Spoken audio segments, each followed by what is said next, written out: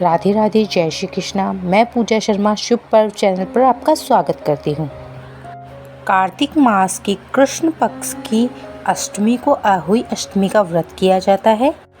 कई लोग यह व्रत अष्टमी को करते हैं, कई लोग दिवाली के 7 दिन पहले जिस वार की दिवाली होती है उसी वार को ये व्रत करते हैं। आइए अब हम अहोई अष्टमी की व्रत कथा शुरू करते हैं। एक साहूकार था, उसके 7 बेटे और एक बेटी थी। बेटी और उसकी 7 भाभियां चिकनी मिट्टी खोद कर लाने गई। बेटी ने खोदी तो ध्यान नहीं रखा कि वहीं शाहू माता ब्याई थी। उसके बच्चे काट डाले। शाहू माता ने कुपित होकर उसकी कोख ले ली। 6 भाभियां तो मिट्टी लेकर चली गई, पर सबसे छोटी भाभी ननद को बहुत प्यार करती थी। उसने शाहू माता से विनती की, मेरी ननद की तरफ से मैं क्षमा मांगती हूँ, आप कृपया करके उसकी कोख लौटा दो। माता ने कहा, तेरे क्षमा मांगने से क्या होगा, मेरे तो बच्चे चले गए, अब दिया हुआ श्राप वापस नहीं हो सकता। यदि चाहो तो उसके बदले इस श्राप को तुम भोग लो। छोटी भाभी सहमत हो गई। सोचने लगी, यदि ननद के बच्चे नहीं हुए तो मेरे सास ससुर दोहते दोहती के लिए तरस जाएंगे, किंतु यदि मैंने अपनी कोख बंधवा ली तो मेरी 6 जेठानियों से उन्हें पोते पोती का सुख प्राप्त हो जाएगा। सास ससुर और ननद के लिए इतना त्याग करने वाली बहू आज शायद ही कहीं होगी। शाहू माता के यहाँ अपनी कोख बंधवा कर दोनों ननद भौजाई घर आ गई। अब उसके बच्चे तो होते थे, किंतु अहोई के व्रत के दिन मर जाते थे और हर अहोई के दिन सारी जेठानियाँ अहोई पूछती, खुशी मनाती और इधर उसके रोना पीटना मच जाता था। कई पंडितों से पूछते ताछते उसे पता लगा कि सुरई गाय शाहू माता की सहेली है। उसने निश्चित किया कि वह सुरई गाय को प्रसन्न करके उसके द्वारा उसकी सहेली से अपनी कोख छुड़वाएगी। वह सुबह जल्दी उठकर सुरई गाय का थान साफ करने लगी। हरा हरा चारा इकट्ठा करके गाय के लिए लाने लगी।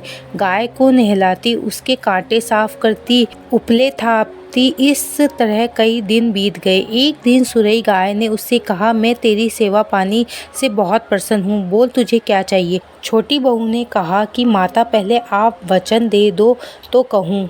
गाय ने कहा, बाचा त्रिबाचा ऊबी सूखूं, धोबी की कुंड में कांकरो होकर पड़ूं, अगर तेरा वचन चूकूं तो। तब उसने कहा, तेरी सहेली शाहू माता से मेरी कोख छुड़वा दो। सुरई गाय साहूकार के बेटे की बहू को लेकर अपनी सहेली शाहू माता के पास गई। शाहू माता ने कहा, आप बहन बहुत दिनों से आई, मैं तुझे याद ही कर रही थी। मेरे सिर में बहुत जूं पड़ गई है, जिससे मैं बहुत परेशान हो रही हूँ, इसलिए तुझे याद कर रही थी। गौ माता ने कहा, मेरी तो आजकल नज़र कमज़ोर हो गई, ये मेरे साथ साहूकार के बेटे की बहू आई है, इससे कड़वा देती हूँ। साहूकार के बेटे की बहू ने जूं निकाल दी। शाहू माता ने कहा, मेरे सिर में बहुत आराम हो गया, भगवान करे तेरे 7 बेटे हो और 7 बहुएं आए। तब साहूकार की बहू ने कहा, मेरे तो बच्चे जीते ही नहीं हैं, बहू कहाँ से आवेगी। तब शाहू माता ने कहा, क्यों नहीं जीते। तब गौ माता ने कहा, सहेली तू चाहे तो इसके बच्चे जी सकते हैं, मैं इसलिए तेरे पास आई हूँ, परंतु वचन दे तभी तुझे बताऊंगी। तब शाहू माता ने कहा, बाचा त्रिबाचा ऊबी सकूं, धोबी के कुंड कांकरा होकर पड़ूं, अगर तेरा वचन चूकूं। गाय माता ने कहा, इसकी ननद ने गलती से मिट्टी खोदते समय तुम्हारे बच्चे काट डाले थे, तब तुमने उसके बदले इसकी कोख बांध दी थी। ननद और सास ससुर का भला करने की यदि ऐसी सज़ा मिलेगी तो दुनिया से भलाई उठ जाएगी। अब तुम इसकी कोख छोड़ दो और इसके 7 पुत्र मर चुके हैं, उन 7 बेटों को जीवित कर दो, साथ ही इसे धन धान्य से भरी पूरी कर दो। शाहू माता ने कहा, तूने तो मुझे ठग लिया बहन, पर अब तो वचन दिया है तो करना ही पड़ेगा। शाहू माता ने कहा, आंखें बंद कर। बहू ने आंखें बंद कर ली।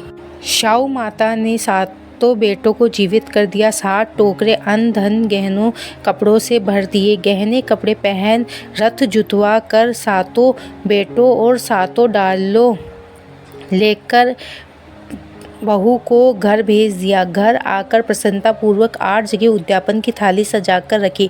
नायन को कहा जाकर जेठानियों को व पड़ोसियों को गीत गाने कर बुला ला। उधर जेठानियाँ आपस में कहने लगी, जल्दी होई की पूजा कर लो, नहीं तो सदा रोने लग जाएगी। हर होई अहोई पर वह रोने बैठ जाती है। उसी समय जेठानियों के बच्चे दौड़ते दौड़ते आए, कहने लगे, माँ, चाची ने तो आज 8 अहोई बनाई है। उसके आंगन में 8 बच्चे खेल रहे हैं और चाची ने बहुत सारे गहने और बहुत कीमती भेष पहन रखा है। तभी नायन बुलाने आ गई। सब जेठानियाँ गई। सबने मिलकर मधुर गीत गाए, कथा कही। हे अहोई माता, साहूकार के बेटे की बहू की कूख ली, वैसे किसी की भी ना ले। जैसे उसे धन धान्य और बेटे दिए, वैसे सबको दे। कहता ने सुनता ने, हुंकारो भरता ने, सबने दो। अब गणेश जी की कहानी सुनते हैं। एक छोटा सा छोरा अपने घर से खेलने गया। रास्ते में गणेश जी मिले। गणेश जी बोले, छोरा कहाँ जा रहा है? मेरी माँ से लड़ाई हो गई, मैं गणेश जी के पास जा रहा हूँ। तो जाते जाते जंगल में चले गया।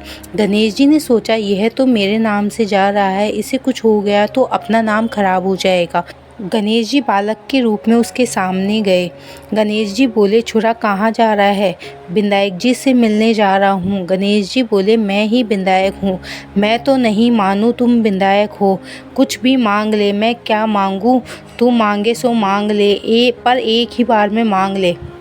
छोरा बोला, पलंग निवार को पोछो गजराज को, दाल भात गंवा के फल के ऊपर मुट्ठी खांड की, फरसन वाली ऐसी मांगू जाने फूल गुलाब को।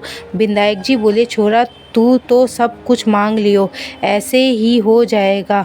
छोरा घर पर आया, देखा तो एक छोटी सी भीड़नी पलंग पर बैठी है और घर पर बहुत ही धन हो गया। लड़का अपनी माँ को बोला कि माँ, विनायक जी ने कितना दिया? माँ खूब खुश हो गई और बोली, विनायक जी जैसे मेरे लड़के को धन दिया, कहते सुनते हुंकारा भरते सारे परिवार को देना। जय हो विनायक जी महाराज। तारे उगने के बाद तारों की रोली, चावल और हलवे से पूजा करनी चाहिए।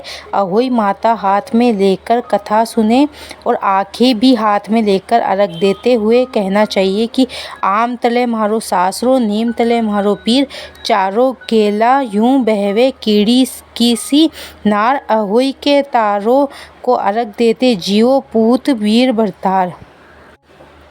उसके बाद बायना निकालकर सास, जेठानी, ननद या किसी भी ब्राह्मणी को दे देना चाहिए।